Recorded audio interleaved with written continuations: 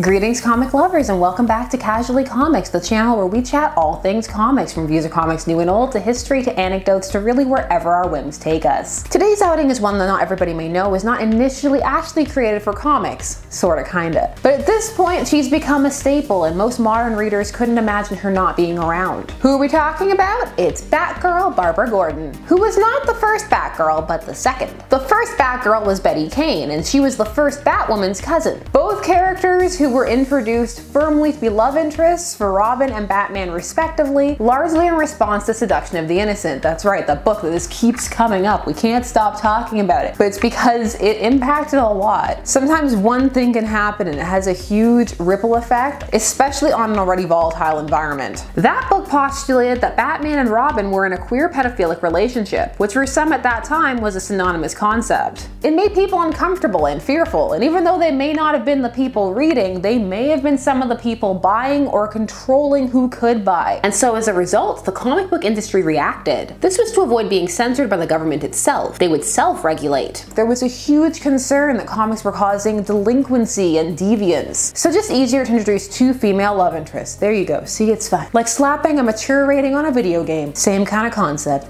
Covering your butt. Making changes to silence or spite critics very reactionarily is nothing new for the comics industry. It's done it for a long time and it still does it. And yes, to silence and to spite, it happens both ways. Betty Kane was introduced in 1961. This is important, some of these timings are gonna matter. Again, dates and times. However, in the world of adaptation, things were also changing. The 60s also saw the launch of the Batman Adam West TV series, which was extremely successful, to the point where it even impacted how some other shows running at the time presented themselves. Some of them sprung for that full color so that they could get that Batman money, and even changed tone entirely, like The Man from U.N.C.L.E. Producers wanted to introduce a female superhero recurring character to try and tap into that female demo. That elusive female demo. So producer William Dozier and DC editor Julius Schwartz struck up a brilliant horizontal marketing strategy. Introduce a new Batgirl in the comics and on TV. Drive interest both ways. Build off of each other. Also because they were fearful that, I mean, if you just introduce a Batgirl and she's not in the comics, like, they might not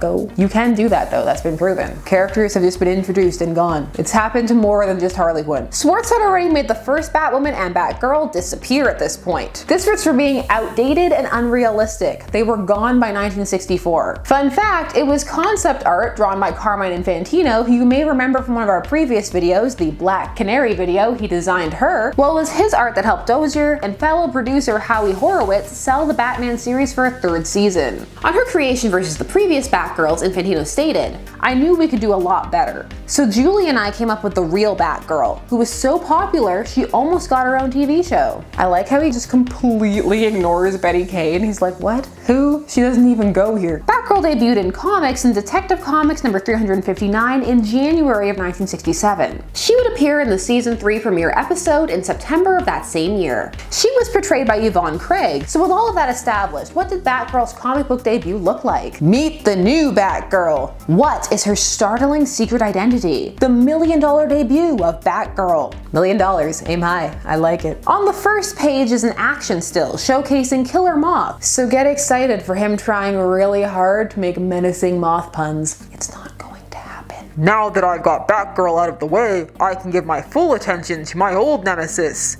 Batman. I like to see that, like most of Batman's villains, he's incredibly possessive. We actually open on Barbara right away. She's got Princess Leia hair, or would have if Star Wars hadn't come out in 1977, leading me to the realization that this must have been a real hairstyle that people had. I was unaware of this, but I'm here for it. In the Gotham City Library after closing hours, Barbara Gordon, librarian and daughter of Police Commissioner Gordon, is in stitches because she's sewing a costume for the policeman's masquerade ball. You may laugh now. The world thinks I'm a plain Jane, a colorless female brain. I'll show them a far more imposing girl tonight. A plain Jane? Yeah, okay, sure, Jan. They're just clearly not paying attention because the sexy librarian aesthetic is going strong. That design is clear. I see you, Infantino. She's made a Batgirl costume for the party, which actually makes a lot of sense. At this point in Batman's history, he's got a great reputation and works with the police department. So as far as costume party cosplay goes, it makes a lot of sense. Soon, she is driving along the suburban highway. She is? Because I see a field. I'm not taking this suburban highway. It is not safe. And she learns that just a few seconds later when she sees Bruce Wayne being kidnapped out of his limousine. He's being kidnapped by Killer Moth and his henchmen. Also, she's musing in her car about her accomplishments, so we learn more about her. She has a PhD and graduated summa cum laude. Why, that's Bruce Wayne they're attacking. Daddy's millionaire friend. He's always regarded me as a mousy sort of person. I wonder what he'd say if he knew who it was coming to rescue him. I'll disguise my voice so he doesn't recognize me. Ah yes, always nice to sprinkle your rescues with a tiny bit of salt. Also with an I'll show them attitude. I'll show them all. She was just wondering, but I like to add a bit of salt to everything. Make a run for it, Mr. Wayne, before you get hurt. Batgirl will handle these human moths. That's a break. It'll give me a chance to run far enough to change into my Batman costume unobserved. That her new Batgirl may not be as good as she thinks she is. I'm a first key judo expert, boys, as I'm willing to demonstrate. Batgirl actually manages to hold her own until Killer Moth throws her into this sticky goo web that he used to stop the car. He shoots it out of a gun, like a goo gun. Batman does show up, but Killer Moth has already escaped. It took him a while, you know, you gotta put it on right. But Barbara is having the time of her life, way better than just a costume party. Her eyes sparkle, her breath comes faster, her heart thumps with alarming speed. Babs Gordon is having the time of her life. I told you. Fully alive to this new excitement and danger, and loving it. Her knees are weak. Her palms are sweaty. Batman asks her who she is and why she's wearing a Batgirl costume, and she tells him honestly she was on her way to the masquerade ball. But when it comes to revealing a secret identity, she pulls the whole, show me yours, I'll show you mine. No deal.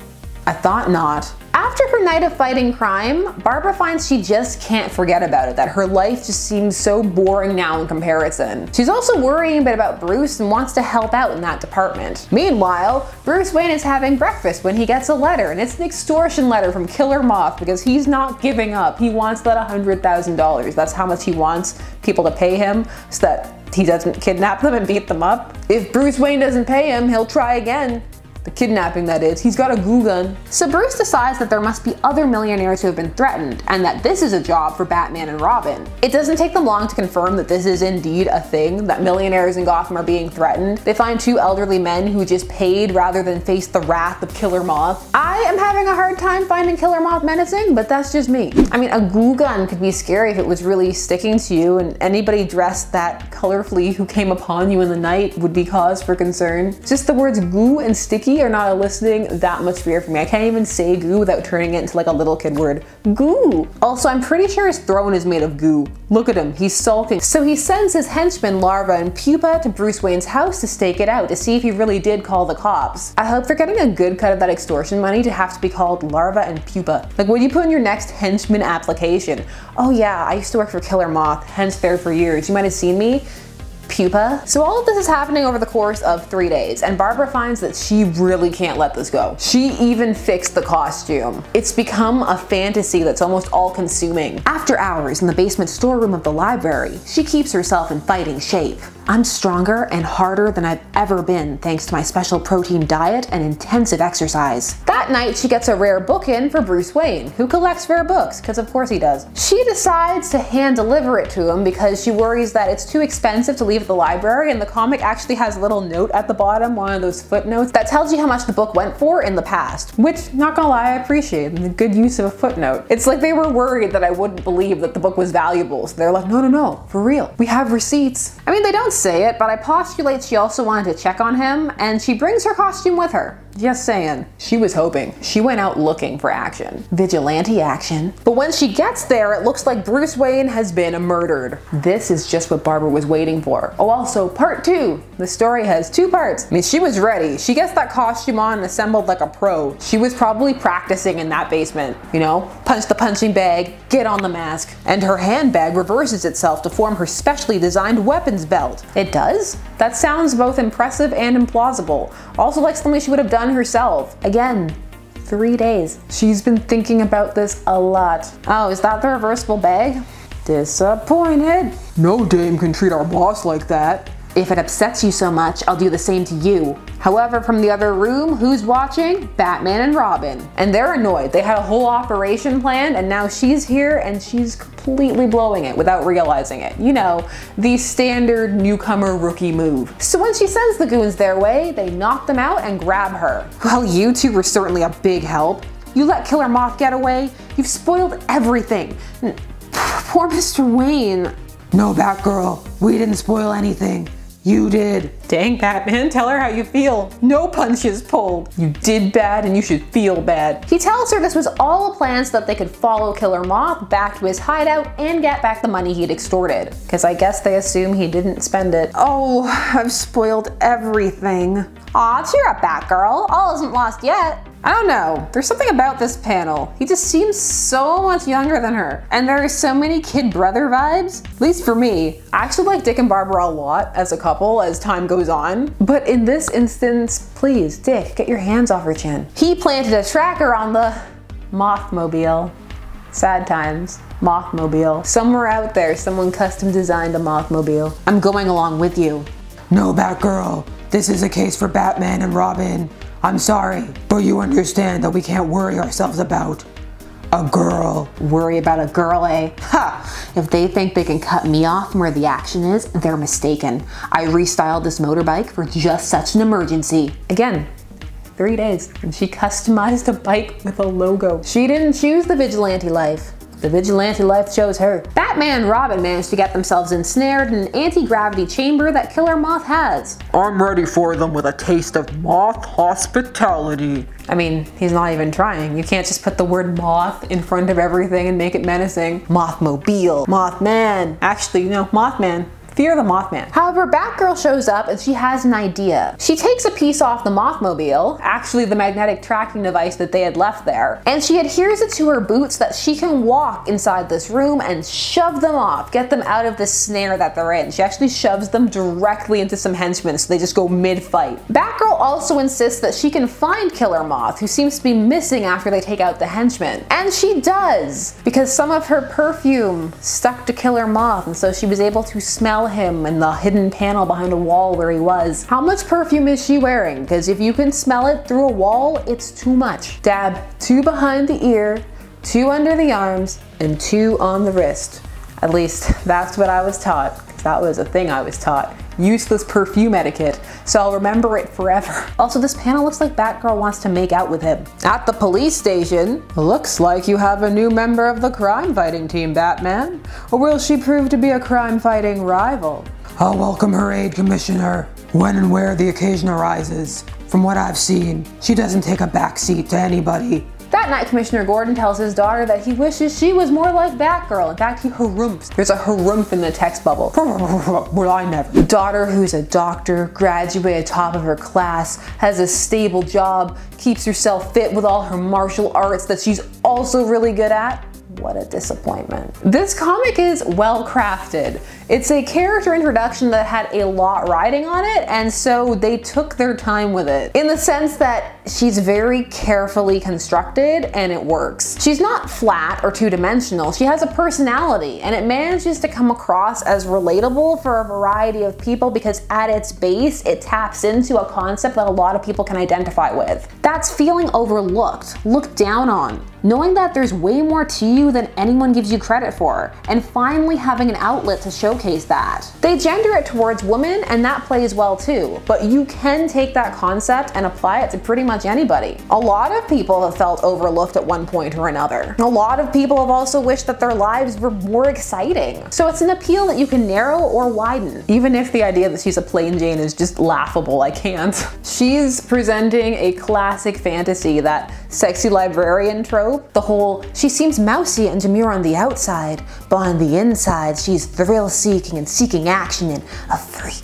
They even do the whole glasses on, hair up, and then glasses off, hair down thing. No kink shaming here though, you do you. People like what they like. And she has tons of other attributes too. She's smart, ambitious, hardworking, inventive, reversible handbag. Again, she starts off with a lot of potential. The potential to be interesting, which is really important. Even the whole commissioner's daughter angle works, even though it's much less shocking now than it appears to have been back then. It's pretty cliche now. I feel like it must have been even a little cliche back then, but I know they were really really pumping like the you won't believe who she is. And it does tie her into the Gotham world pretty nicely. So she has a reason to be around in the areas that Bruce Wayne and Batman would be. Which is another thing about this origin. They took the time to make sure that there's an explanation for almost everything. Why does she make her costume? Explained. Why does she go to Bruce's house? Explained. How can she fight? Explained. There are very few loose ends. Also, extra props to the costume thing. Because some people get really up in a knot about why wouldn't she take her own name and make a completely different costume. But this first origin offers a really succinct explanation. I personally think that this is a good origin that leaves you wanting more. She feels like she's being drawn into the fold, not like she's replacing somebody, even though, I mean, she kinda is, but that character hadn't been around for a couple years at that point. She holds her own and is helpful without being a jerk about it, even though she could have been.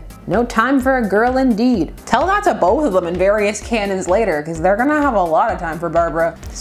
Why do I live in a gutter? Too many fanfics and, well, actual canon. And I'm not just talking about that tacked on beginning to the Killing Joke animated movie. Well, that's a discussion for a whole other time. For now, tell me what you think of the origin. Do you like it, or do you feel it's kind of meh or bleh? Who's your favorite Batgirl? Mine's Cassandra. Let me know down below. And while you're down there, please do all the YouTube things. Like, share, comment, subscribe, and hit that bell notification so that you never miss a vid. And I'll see you again soon. Bye bye!